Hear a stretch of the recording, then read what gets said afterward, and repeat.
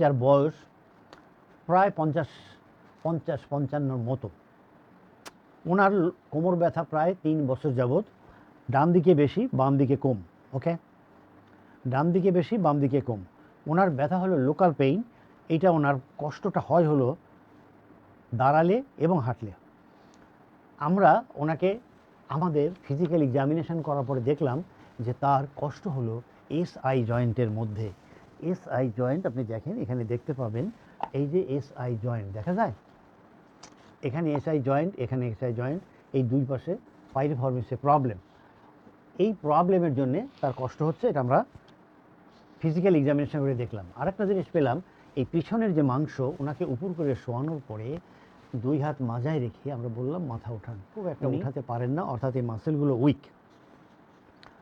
ওকে দর্শক, এই মাসেলগুলো হলো ওনার উইক।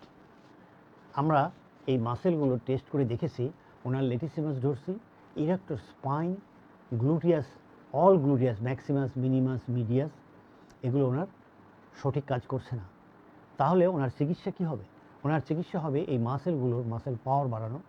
ওনার এসআই জয়েন্টের চিকিৎসা হবে, বোথ পাইরিফর্মিসের চিকিৎসা হবে। চিকিৎসা করলে আমরা করছি, উনি আগের চেয়ে বিট বেটার। আশা করি উনি ভালো বোধ করবেন ইনশাআল্লাহ, ইনশাআল্লাহ, ইনশাআল্লাহ।